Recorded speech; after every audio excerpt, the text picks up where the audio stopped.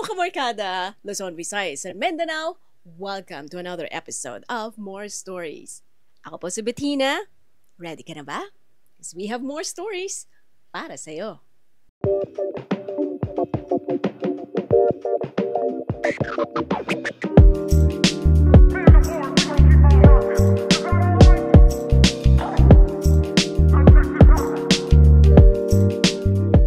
Alam mo ba ang pakiramdam ng nag-iisa?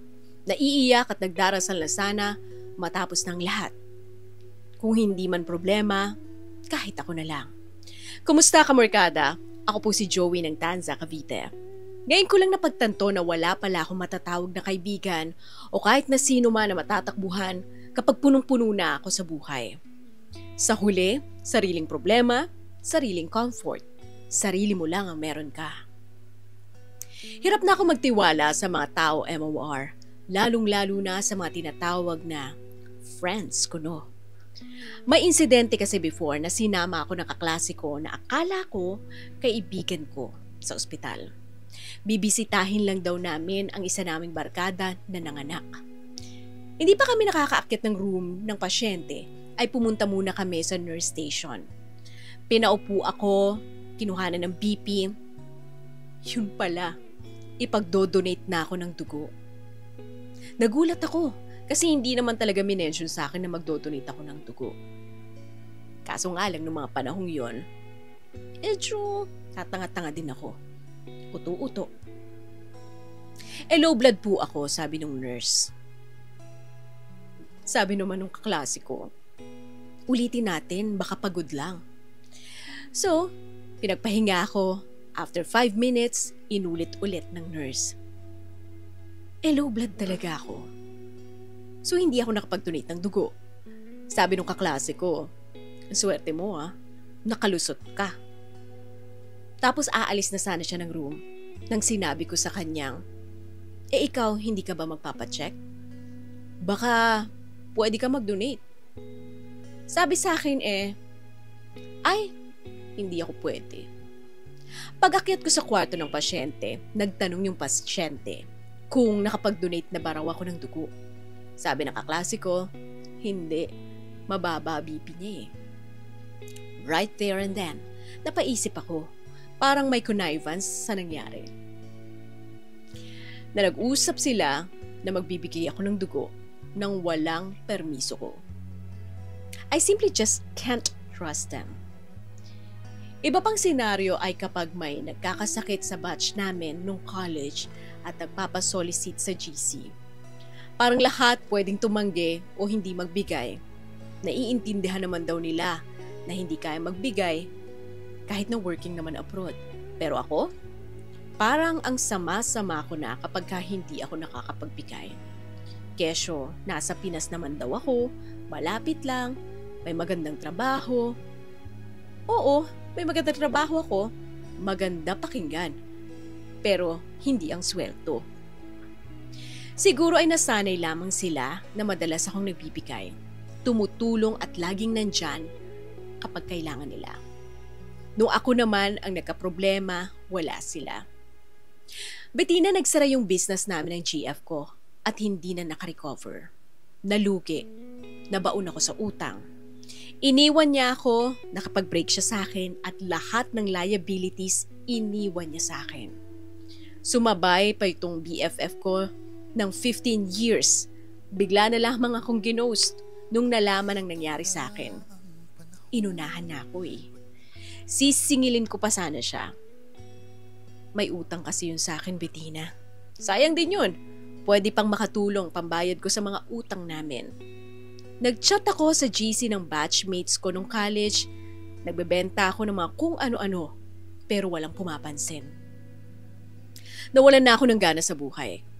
Araw-araw ang dasal ko, sana mawala na lang ako. Para akong invisible for a year and a half. Naubos ang savings ko at binenta ko ang bahay na supposedly surprise gift ko sa parents ko. In less than a year, yung ex ko may bago na. Nag-propose sa kanya noong 6th month sa rin nila. Paano naman ako makakapag-move on nito? Pero this year lang, Bettina, okay na ako. God showed Himself and remained faithful kahit iwanan man ako ng lahat. I've got a job now.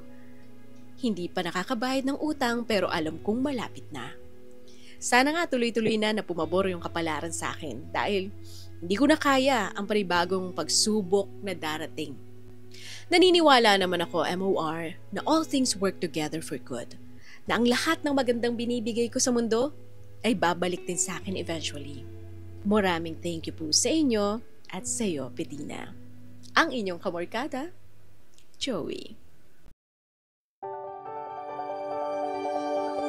Used to turn the TV on and I thought about him while the movie played. Till it ended. Turn it off and wrote a song, and I got a bit emotional. The thought of him just breaks me, 'cause it ended. Cried to sleep, hoping he'll come home soon. Woke up and checked, he wasn't by the door to save me. The ending of a movie where he comes to embrace me, begging to take me back, but his sins changed me. How he didn't come at all, and I thought about it all. Instead I saved me, so I saved me. So it is possible to wake up one day and figure out I'm okay. Though it ended, began to see the beauty of my home alone. Yes, I'm a bit of a mess too, but I've locked the door. Stop pushing me, what? Save me. The ending of a movie where it comes to embrace me, begging to take me back, but his sins changed me.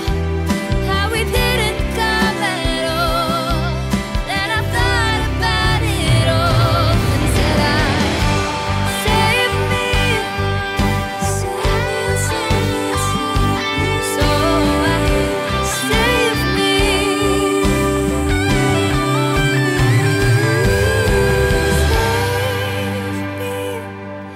The ending of a movie where he comes to embrace me,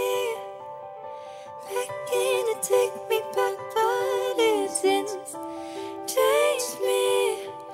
How he didn't come at all, and I thought about it all. Instead I saved me.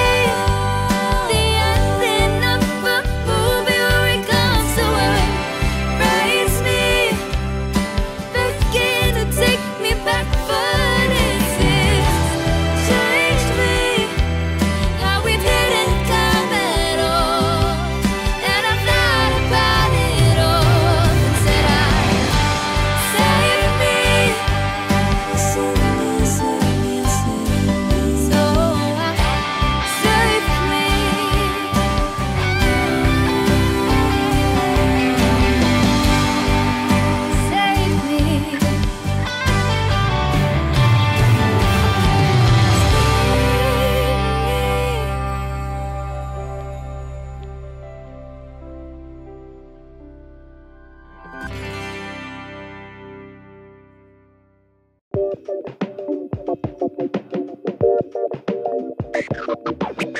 At yan ang istorya ni Joey, kapamilyang kamorkada.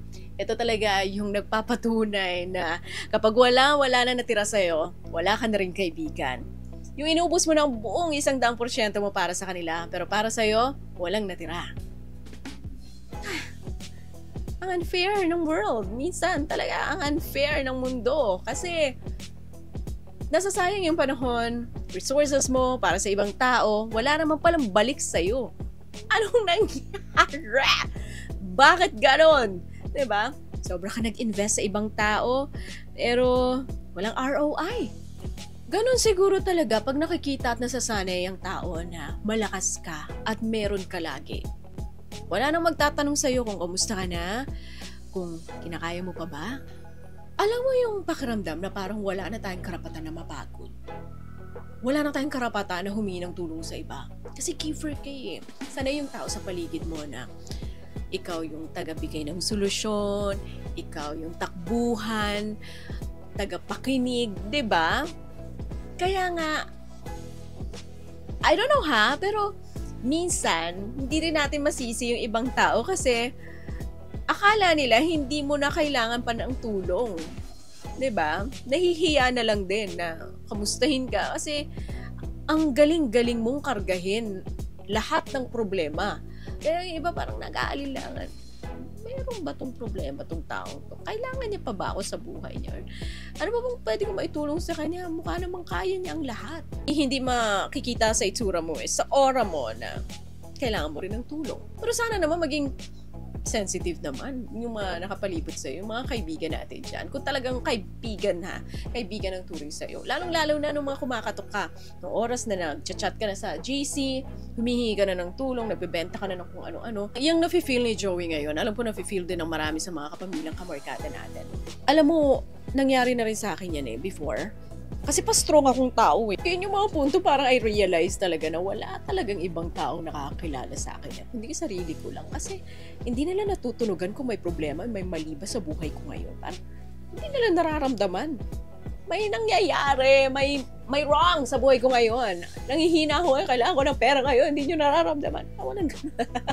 Nasanay kasi sila na joker ka. Nasanay kasi sila na masiyahin ka. Nasanay kasi sila na very strong and independent woman ang Bettina mong ganyan. Diba? Kasalanan ko rin kung bakit ganun. Nahihiya yung ibang tao na magtanong, kamusta, may problema ka ba? Kasi pinili ko din naman talaga na itago sa kanila yung mga pinagdadaanan ko. Naglagay ako ng malaking harang dyan. Walang ibang makakapasok pag may problema ako. Ayoko makita ng ibang taong malungkot or mahina ako. Hindi ko alam. Sinasabotahe ko na pala yung sarili ko. Kaya nung dumating yung maraming problema, bumigay ako. Ewan ko ba? Siguro, nalilito nga ako kung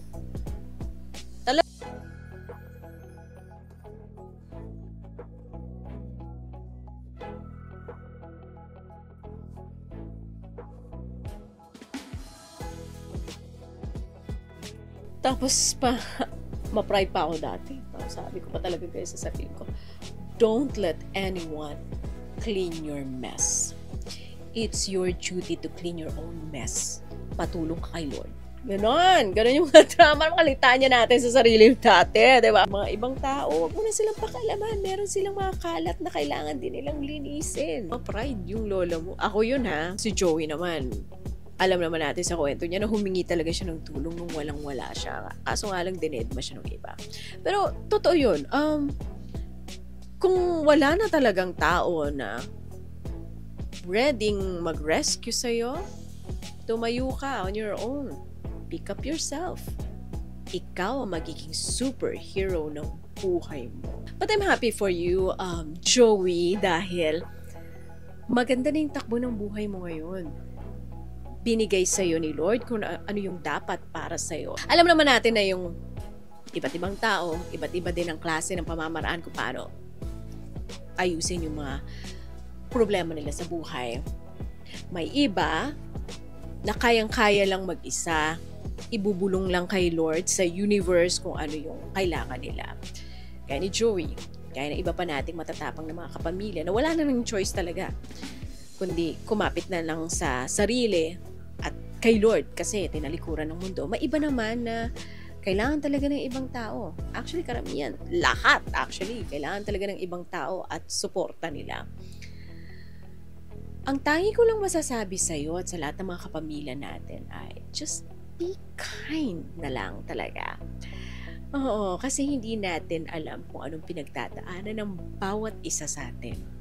May kanya-kanya tayong hugot, bubog at karga sa buhay. Please, maging mabuti tayo sa ibang tao. Yun lamang. Dagang salamat kapamilyang Kamorkada. Luzon, Visayas, and Mindanao. Makinig at manood na dito sa MOR Entertainment because we have more stories para sa'yo.